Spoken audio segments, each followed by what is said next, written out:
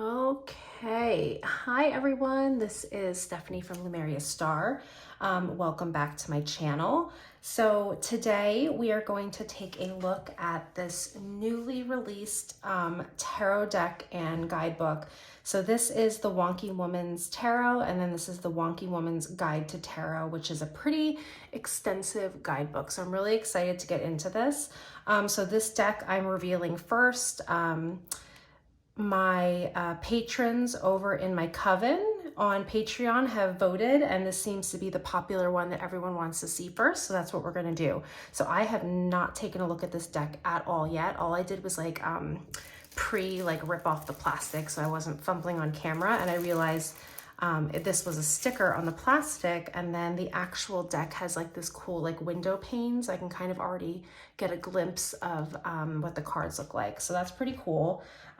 So the Wonky Woman's Tarot is by Anna Atkinson, and it also included was this really pretty like little art card, so I thought that was a really nice touch. I'll probably keep that. I always like to keep artwork that's sent with tarot.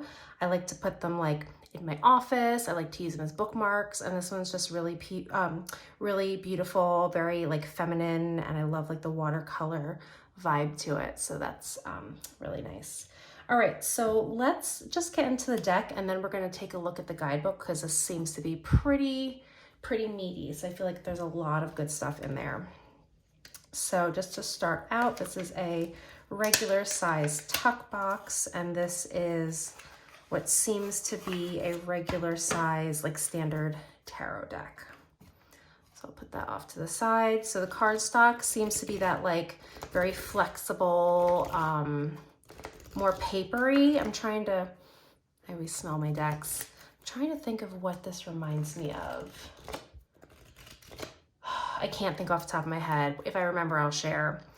So this is the back, which seems to be the same image on the guidebook.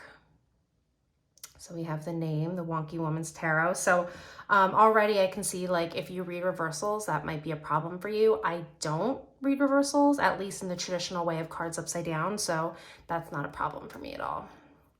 All right, so let's just take a look at the images.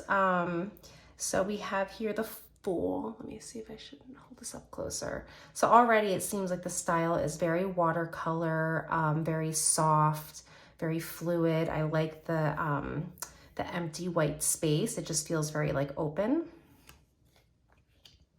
The Magician, that's really beautiful. I feel like with the Magician, you can literally see just like all this magic, all this power, this transfer of energy, this alchemy. And like this Magician here is like getting it done, like she's creating. So I really like that interpretation. The High Priestess, that's really beautiful. I see, it almost seems like we have a little bit of a heart here. So it's like the High Priestess can sink into her heart, which also can be a lot of where your intuition like resides, and just like rather than think like logically with your head, the High Priestess is able to like sink down into that deeper level and like knowing her truth. So I really like that. The Empress, that's very pretty. What does this say? Mum's net? I don't know what that means. It looks like she's holding something there. I don't know if that's supposed to be a child or her belly. I'm not sure. Maybe the guidebook will tell us. We've got our Emperor. The Hierophant. These are really pretty. I can see this pairing well with the Kai Tarot Love. Like they're both very like dreamy, watercolor, very fluid. I can see those pairing nicely. So we have the Lovers here, which is really beautiful. The Chariot. Strength. So we have here, wait, what does that say? We are your strength. Is that what that says? Love, Lionheart, love has got this. Is that what that says? I'm not sure. Does that say held? Wild? I'm not sure. Hopefully the guidebook will tell us, but that's cool. I like how it just feels a little bit more, like, again, like I keep using the word fluid, but like it just seems very like open and expressive. So I like that. Okay, we've got the Hermit, the Wheel, Justice, the Hanged Man, Death. Oh, I like him. I like his face, his eyes. Temperance, we have here the yin yang to really resemble that like balance of energies, which is nice. The Devil, I like that card too. The Tower, Hope does not enter. Ooh, it's very dark for the Tower. Kind of like it. The Star, that's really beautiful. The Moon, the Sun, really pretty. Judgment, and the World. All right, so now we're going into our minors. So we have Ace of Wands, Two of Wands, Three of Wands. And as you can see, for those of you who are familiar with Rider-Waite-Smith, this seems to be pretty aligned with that system and that imagery. Four of Wands, Five of Wands, Six of Wands, 7, 8, 9, and 10. And then, so it looks like instead of page, we have knave, knight, Queen of Wands. Oh, she's so pretty. That's like my personal like significator card. So I always like to see what the Queen of Wands is. And the King of Wands. All right, so we're going into our suit of cups, which is typically my favorite suit. So we've got our ace, our Two of Cups, which is lovely. We have a heart here. We have two people coming together. We've got like little cups or glasses of wine, it looks like. Three of Cups, I really like that. That's like ladies' night out with my girlfriends, so that's a fun card. Four of Cups, so it's interesting. So some of these actually have keywords. This one says boredom. Five of Cups, we have the two upright and then the three overturned, and this person here is focusing on what's been lost as opposed to what we still have. Six of Cups. That's interesting because usually Six of Cups, I think of like childhood nostalgia, inner child like energy, and we have one figure here like with an apple, so it almost feels like that like Eve, like temptation. So I'm curious to see what the guidebook says about that one. Seven of Cups, we have all of our choices. Eight of Cups, Nine of Cups, and 10 of Cups, which is one of my favorite minor cards, which is really lovely. And then we got our Knave of Cups, Knight of Cups, Queen of Cups, and King of Cups. All right, so now we're going into swords. We've got our ace, two, again, very Rider-Waite-Smith with the imagery here. 3, 4, and here on his this figure's chest it says Zen. So it's like, you know, how can you rest and to find your peace, to find your Zen. So I like that. 5 of Swords, we have all these unhappy faces here. 6 of Swords, 7, 8, 9, and 10. And then we've got our knave, our knight, our queen, and our king. All right, so lastly, we have here our Ace of Pentacles, 2, 3, 4, 5, 6, 7, 8, 9,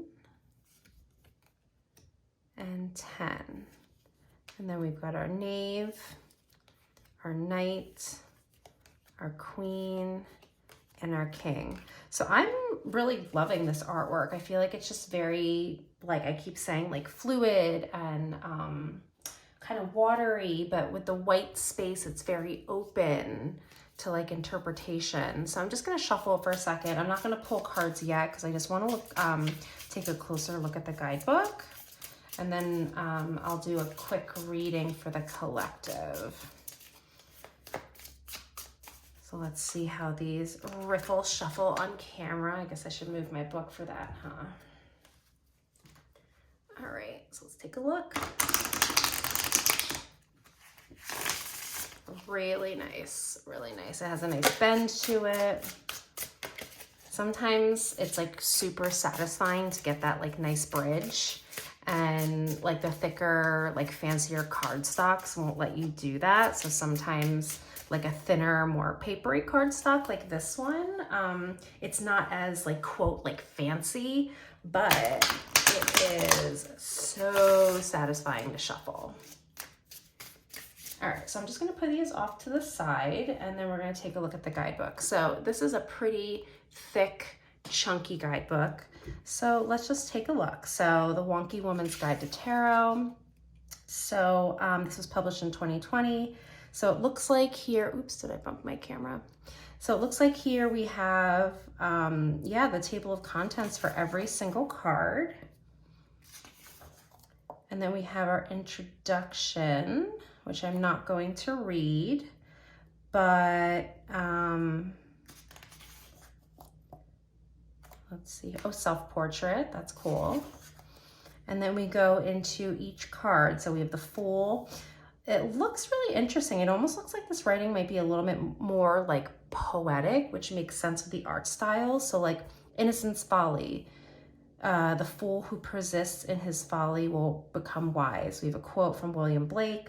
The Fool is my favorite card and also some say the most powerful card in the deck. So it seems like this is very down to earth, the writing. So she's talking about this card really takes me back to my wonderful therapy training journey. On the first day of my 3-year therapy training, we made fool's hats out of newspapers and feathers. So this seems more like narrative in style, which is really cool. And it looks like, ooh, I love prompts for cards, like for me to like go deeper with the card. So with the Fool, we have, how can you be more silly? Wear something ridiculous, go to a laughter yoga class, eat something you loved as a child, paint with your non-dominant hand.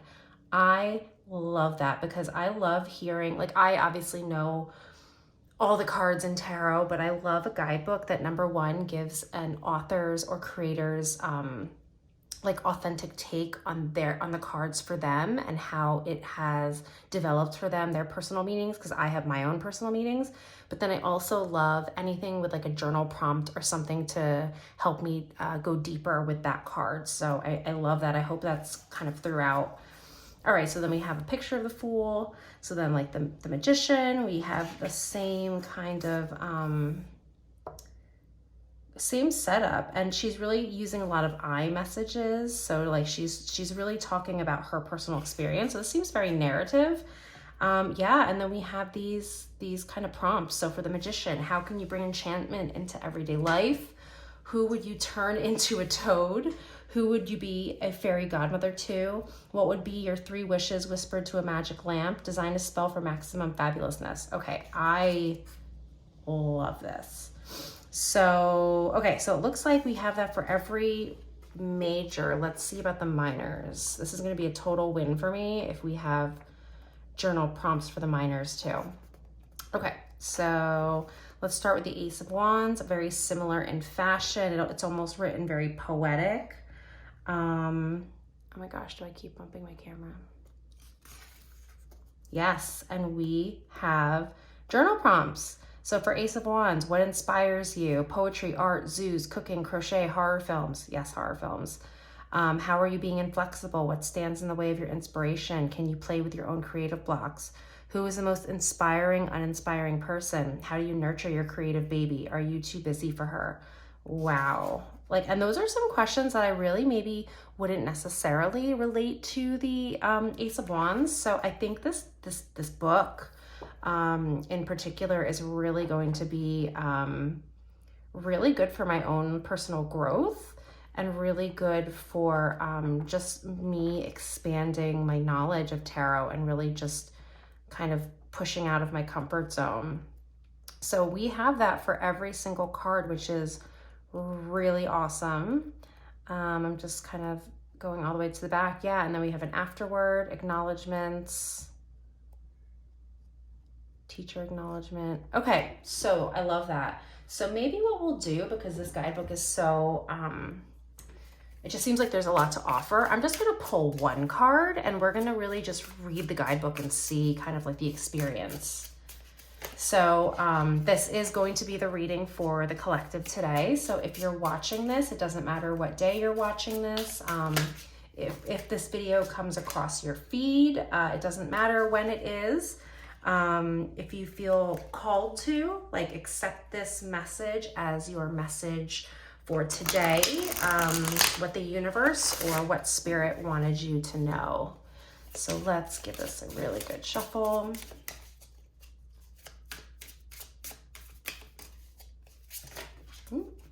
Okay, well, that card popped out, so we're gonna go with that. We're gonna go with the Judgment card.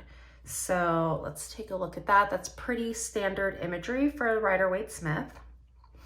And let's take a look at the guidebook. And I'm really just gonna read from the guidebook because, oh my gosh, I just opened up to it. That's crazy. Actually, it's not crazy, that makes sense. Okay, so I'm gonna read from the guidebook. Revival.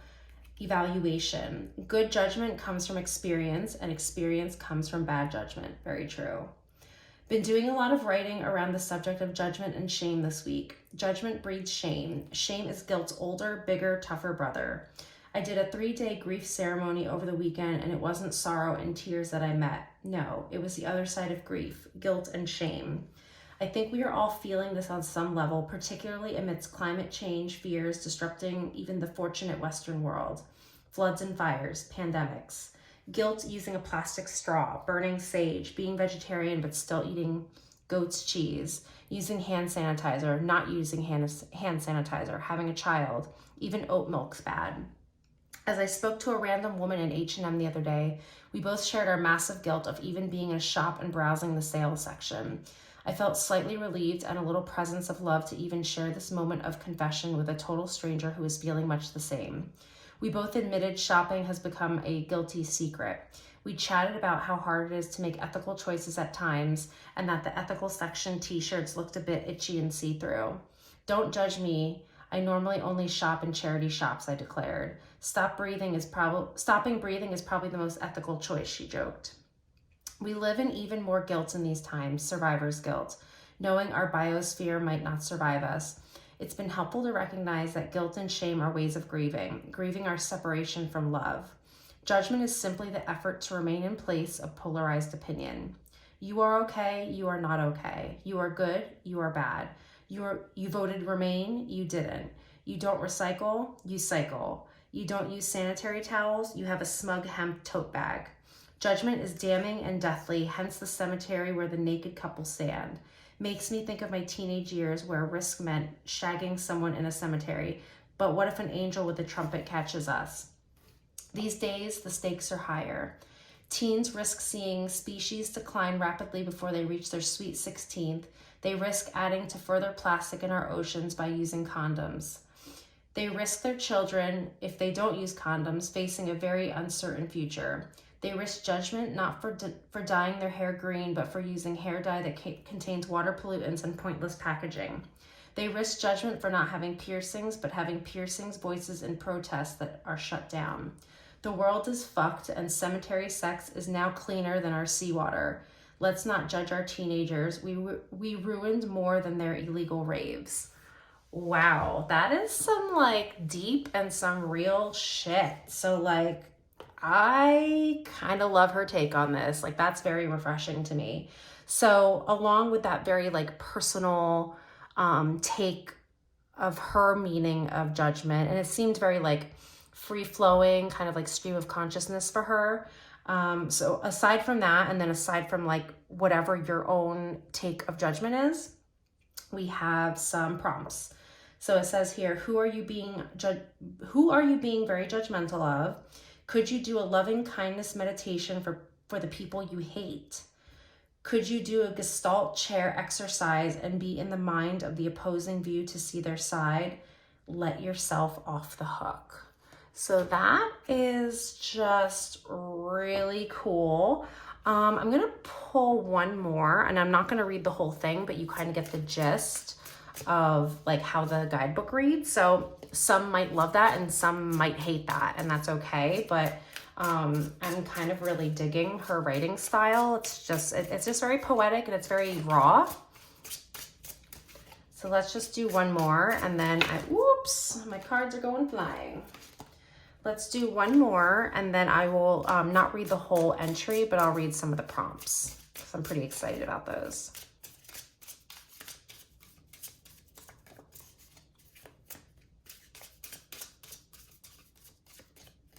Okay, so we've got the Chariot. So let's see what the prompts are for the Chariot.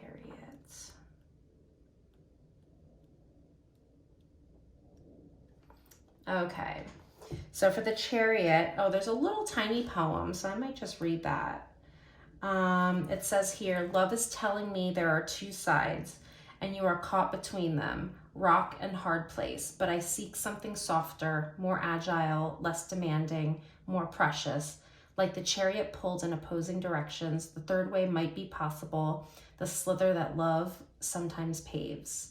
So the prompts for this card are, what trusty steeds do you pull along from your past? What pulls you into your future? Where are you going? Where have you been? And enjoy the ride. So that is just very, very cool. I'm loving her take on this. This seems very original and different. I don't have another deck that kind of has this vibe in my collection, so I'm pretty excited about that. So yeah, just let me know what you thought of this deck, what you thought of the walkthrough, what you thought of the book. Let me know in the comments below. And if you liked this video, please give it a like. If you're new here, I'd love for you to subscribe so you can see more of my content. You can hit the notification bell so you know when I post new videos. And then if you just found me on YouTube, I also have an Instagram account where I post daily, and that's at @LumeriaStar on Instagram. So, oh, and also I have a Patreon, and the link is down below if you're interested in that. We're doing like deeper tarot studies and dives, and also like custom spreads and journal prompts that I've created. So I'd love for you to connect with me and let me know what you think of this video. So I hope everyone is staying safe and be well. I'll see you in the next one. Bye.